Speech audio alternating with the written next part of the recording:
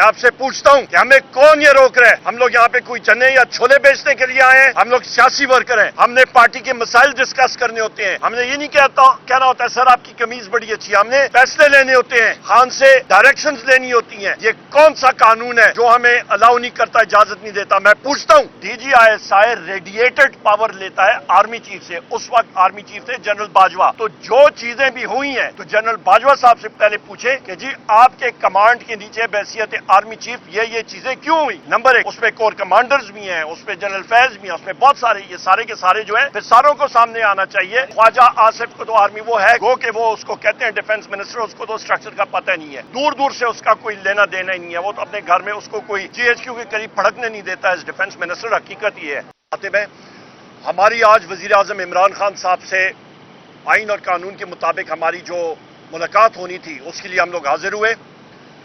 Jail इंतजामिया जिसमें आफ्ताब और मजर, जब हम लोग अंदर गए तकरीबन 2 घंटों के इंतजार के बाद उसके पास एक कागज पकड़ा हुआ था मजर के पास, और उसने कहा कि आप वजीर आजम इमरान खान साहब से कोई सियासी गुफ्तगू नहीं कर सकते। मैं वाज़ेह कर दूं, ये अहकामात जो ISI और MI का नया कर्नल इधर आया है और आपका मेजर आया है वो इसके अहकामात थे। यह अभी अपनी फुर्तियां दिखाने के चक्कर में है। मैं आपसे पूछता हूं कि हमें कौन ये रोक रहा है? हम लोग यहां पे कोई चने या छोले बेचने के लिए आए हैं? हम लोग सियासी वर्कर हैं। ये leader of the opposition senate में है, मैं leader of the opposition national assembly में हूं, सेक्रेटरी जनरल पाकिस्तान तहरीक इंसाफ हूं, ये चीफ ऑफ स्टाफ में वजीर आजम इमरान खान साहब के। हमने पार्टी के मसाइल डिस्कस करने होते हैं। हमने ये नहीं कहना होता है सर आपकी कमीज बड़ी अच्छी है। हमने फैसले लेने होते हैं, खान से डायरेक्शंस लेनी होती हैं। ये कौन सा कानून है जो हमें अलाउ नहीं करता, इजाजत नहीं देता? मैं पूछता हूं, नवाज शरीफ इनका क्या लगता था? शहबाज शरीफ क्या लगता था? ये बाकी लोग क्या लगते रहे? यहां पे 45 लोग आके खाबे खाते थे, बूफे होता था। यही जेल इंतजामिया उनके सामने हाथ पकड़ के गुलामों की तरह मातहत खड़ी होती थी। कंडेम करता हूं और इंशाअल्लाह ताला यही चीज फ्लोर ऑफ द हाउस पे उठाऊंगा। और मैं देखता हूं कि ये मोहसिन नकवी हो, ये मरियम नवाज हो, ये शहबाज शरीफ हो, ये होम सेक्रेटरी हो, ये वो टाउट IG पंजाब पुलिस हो, टाउट IG जेल खाना जात हो, होम मिनिस्टर हो, होम सेक्रेटरी हो, इन सारों को हम लोग लाइन हाजिर करेंगे और पूछेंगे कि ये कैसे हुआ, ये क्यों हुआ, और ये हमारी इस्तकाक जो है वो मजरू हुआ। मैं इसको बर्दाश्त बिल्कुल नहीं करता, मैं इसको कंडेम करता हूं। पाकिस्तान तहरीक इंसाफ इसको कंडेम करती है। बहुत शुक्रिया। मैं यहां पे अपने तहरीक इंसाफ के जितने एक्टिविस्ट हैं उनको दिली मुबारकबाद पेश करना चाहता हूं। 13 अगस्त की शब, 14 अगस्त को आपने जश्न आज़ादी, हकीकी जश्न आज़ादी आपने मनाई, और इंशाअल्लाह ताला आपकी इस जस्तुजू की वजह से, और बिलखसूस आपके पंजाब के, सिंध के और बलोचिस्तान जहां पे फस्तैयत का बाजार गर्म था, लोगों को सिर्फ पाकिस्तान का झंडा और PTI का झंडा लहराने के ऊपर उनके ऊपर FIR हुई हैं, जिसको हम लोग कंडेम करते हैं। मैं अपने तमाम PTI एक्टिविस्ट को मैं सलाम पेश करता हूं, बिलखसूस पंजाब, आपके सिंध और आपके बलोचिस्तान के एक्टिविस्ट को। बहुत शुक्रिया। तो क्या कहेंगे इस पर? 9 मई का भी उन पे इल्जाम है कि वो भी बराह रास्त मुलविस थे, उसमें क्या है आपका मौक़िफ़? बड़ा अच्छा सवाल है। जनरल फैज हमीद साहब के हवाले से जो आप बात कर रहे हैं, वो आर्मी एक्ट और फील्ड जनरल कोर्ट मार्शल वो अपना रास्ता खुद अख्तियार करेगा। इस डिपार्टमेंट का एक डिपार्टमेंट है आर्मी मुसल्लह अफवाज भी, वो खुद ब खुद अपना रास्ता इख्तियार करेगा और कानून अपना, उनके पास हक है जाने का हाई कोर्ट में। जहां तक वजीर आजम इमरान खान साहब की बात है, वो तो वजीर आजम थे और दिलों पे आज भी राइज कर रहे हैं।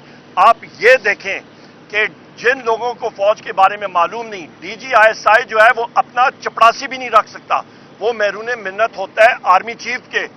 DGISI रेडिएटेड पावर लेता है आर्मी चीफ से। उस वक्त आर्मी चीफ थे जनरल बाजवा। तो जो चीजें भी हुई हैं तो जनरल बाजवा साहब से पहले पूछे कि जी आपके कमांड के नीचे बैसियत आर्मी चीफ ये चीजें क्यों हुई? नंबर एक, उसमें कोर कमांडर्स भी हैं, उसमें जनरल फैज भी हैं, उसमें बहुत सारे, ये सारे के सारे जो है फिर सारों को सामने आना चाहिए। और फील्ड जनरल जी टेक्निकली वजीर आजम के नीचे आती है, पर आपको मालूम है कि डायरेक्टली वो आर्मी चीफ को रिपोर्ट करती है اور دوسری چیز یہ ہے کہ سرونگ جنرل اس کو لیڈ کر رہا ہے. صرف ایک بار تاریخ میں جنرل کلو صاحب محترمہ بے نظیر بھٹو صاحبہ کے ٹائم پہ D G I S I ایک ریٹائرڈ جنرل تھے, ورنہ ہمیشہ سرونگ جنرل ہوتا ہے. جو سرونگ جنرل ہوتا ہے وہ آرمی چیف کے تابع ہوتا ہے. گو کہ آپ کے آئین اور قانون میں وہ وزیر اعظم کے تحت آتا ہے. وزیر اعظم کو تو اس کو تو یہ نہیں پتا کہ وہاں پہ رستہ کہاں پہ ہے, وہ تو وہاں پہ دیکھ کے جو ہمارا ابھی کا فارم 47 کا وزیر اعظم ہے وہ تو ایک حوالدار صاحب آ جائیں اس کو وہ 3 بار سلوٹ کر کے تو سائٹ پہ وہاں پہ کرسی پہ بٹھاتے ہیں. ان کی تو یہ اوقات ہے. تو یہ آپ کو حقیقت سامنے آنی چاہیے. اور دوسری بات, ان کے اوپر یہ ٹاپ سٹی کا جو الزام لگا ہے, تو ہم لوگ ایک بات اور پوچھنا چاہتے ہیں کہ جناب جو افسران اور انسپیکٹرز آئی ایس آئی کے جا کے انہوں نے وہ نقدی اماؤنٹ ادھر سے لی, ان کے خلاف بھی پھر وہ ہونا چاہیے, فیلڈ جنرل کورٹ مارشل ہونا چاہیے. پھر ہمارے تحریک انصاف کے ایکٹیوسٹ خواتین اور ہمارے مرد لوگوں کے گھروں میں اس پہ آئی ایس آئی تھی, ایم آئی تھی, آئی بی تھی, فیلڈ انٹیلیجنس یونٹ تھی, اسپیشل برانچ تھی. یہ جا کے وہاں پہ ان کے گھروں میں توڑ پھوڑ ہوئی ہے, چوریاں ہوئی ہیں. تو اس وقت کے جو بھی آپ کے سربراہ ہیں ان ساروں کے خلاف ایف آئی آرز اور فیلڈ جنرل کورٹ مارشل ہونا چاہیے. ایک آپ نے یہ بات کی کہ D G I S I جو ہے وہ آرمی چیف کے انڈر ہے, وہ چپڑاسی بھی نہیں رکھ سکتا. رات کو خواجہ آصف صاحب نے کہا کہ وہ بطور کور کمانڈر پشاور جو تحریک عدم اعتماد آ رہی تھی آپ کی حکومت کے خلاف, اس کو ناکام بنانے کے لیے سرگردہ تھے. آرمی چیف کے دیکھیں سب سے اس کا مطلب ہے اگر یہ بات ہے تو آپ کے بانی آج بھی یہ کہہ رہے ہیں کہ ان کی حکومت گرانے میں باجوہ صاحب جو تھے وہ کردار ادا کرتے رہے, تو یہ دونوں باتیں تو آپس میں خواجہ آصف کو تو آرمی وہ ہے گو کہ وہ اس کو کہتے ہیں ڈیفنس منسٹر, اس کو تو اسٹرکچر کا پتہ نہیں ہے, دور دور سے اس کا کوئی لینا دینا ہی نہیں ہے. وہ تو اپنے گھر میں اس کو کوئی جی ایچ کیو کے قریب پھڑکنے نہیں دیتا ایز ڈیفنس منسٹر. حقیقت یہ ہے نمبر ایک, اس کو تو میرا خیال ہے کسی ڈیٹ آفس میں کوئی نہیں آنے دیتا. دوسری اہم بات یہ ہے کہ وہ ایبٹ آباد میں ایک اینیمل ٹرانسپورٹ ہے نا, وہاں پہ آپ کی جہاں پہ خچرے وہ سیاچن کے لیے رکھتے ہیں, وہاں پہ اس کو نہیں گھسنے دے کوئی. نمبر ایک. نمبر دو, آپ والی بات, جو ڈی جی ایم آئی ہوتا ہے یا ڈی جی آئی ہوتا ہے وہ ڈائریکٹلی تابع ہوتا ہے آرمی چیف کے, تو لہٰذا جنرل باجوہ سے یہ سوال ضرور پوچھے گا. بہت شکریہ.